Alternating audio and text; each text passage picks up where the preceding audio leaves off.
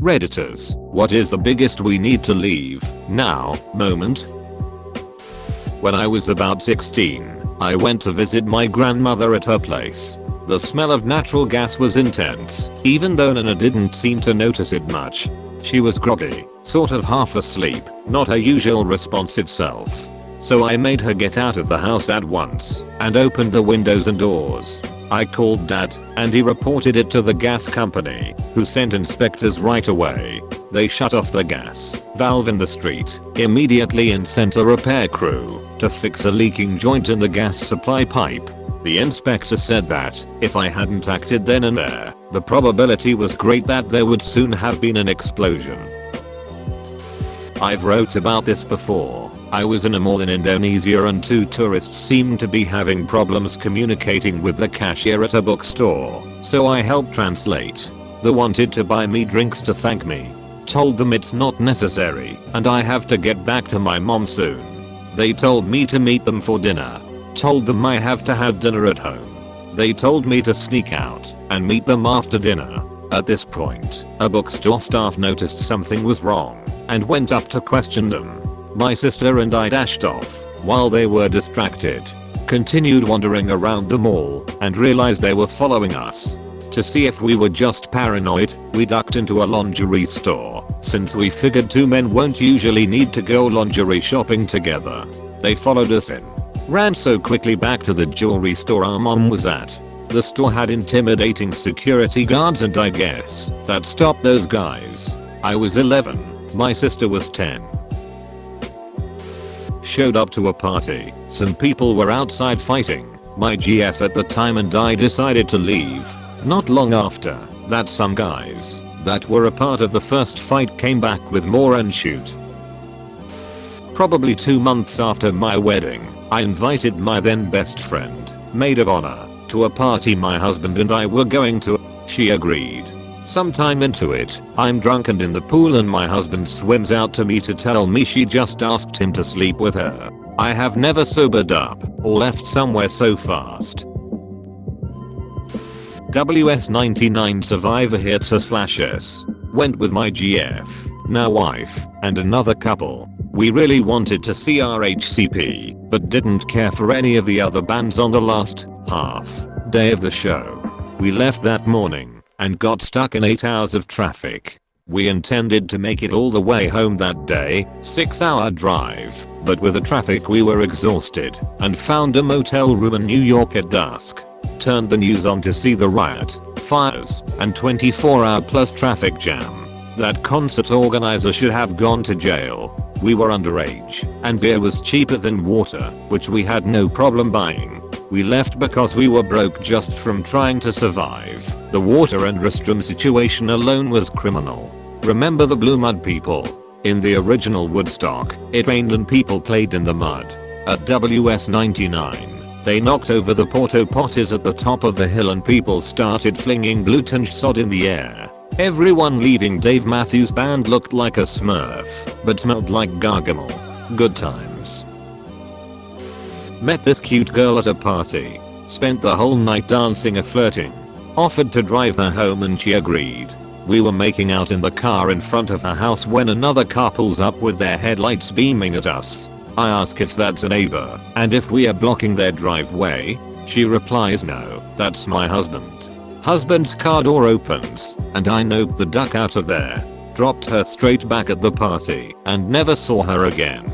Her excuse was that they were separated and he shouldn't have a problem with it. I sure wasn't sticking around to find out.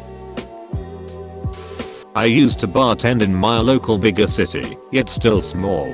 Widely known for being a city you can leave stuff out in the park like chairs and blankets and no one will have touched them. Well, many years ago the city was known for servers and bartenders getting jumped on their way home from shift due to us carrying cash and not having ample parking in the city. No one is paying $30 a day to park when you work, so you frequently had to walk over a mile to your car. I ended up getting followed to my car one night. It's around midnight. The streets are usually completely empty aside from the occasional drinker standing outside having their smoke, and I'm 5 feet 3 inches 110 pounds soaking wet with a towel on my head. so virtually defenseless. Every time I walked faster, he did.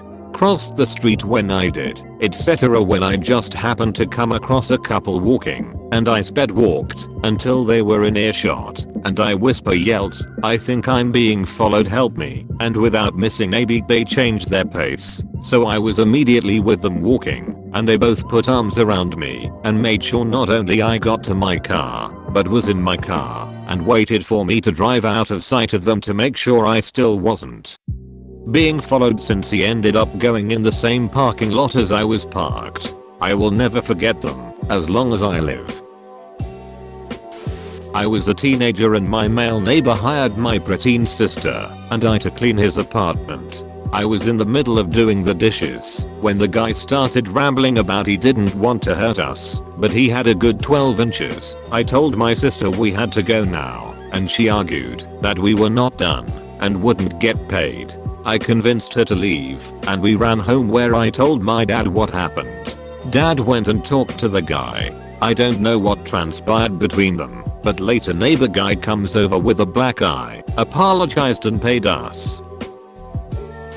In China, on a school trip, wandering around night market stalls of fried bugs and bull testicles, in a group of 10 or so high school age kids, a 50-60-ish Chinese man engages us in conversation, claiming to be the curator of a local art gallery. Do we want to check out some paintings? Sure. We were bored and had lost our appetite pretty quickly anyhow. Well, we get to the gallery, which was a semi-rundown 5x5 meters building. The Chinese man talks to us from the doorway, inviting us in to see the paintings which are downstairs. The building is in the middle of a large paved courtyard, right next to a popular tourist destination. It's safe, right? Peering through the doorway, no artwork or obvious function to the building is visible. An entrance lamp is broken with its glass scattered over the doorway, and inside shoddy steps lead to a dank unlit basement. One of us interrupts Chinese man sweet talking. Come down, see painting, to grill him on the broken glass. Don't worry, many paintings. Beautiful, no. Tell me why there's broken glass. At this point we are all exchanging glances when I get the urge to break our collective stupor by yelling, "Cheers ITTTT." As a group we turn tail into a sprint, covering 100 yards or so, before we slow down to laugh and crack jokes about kidnapping and organ black markets. Glad it was the best memory from my trip and not the last one.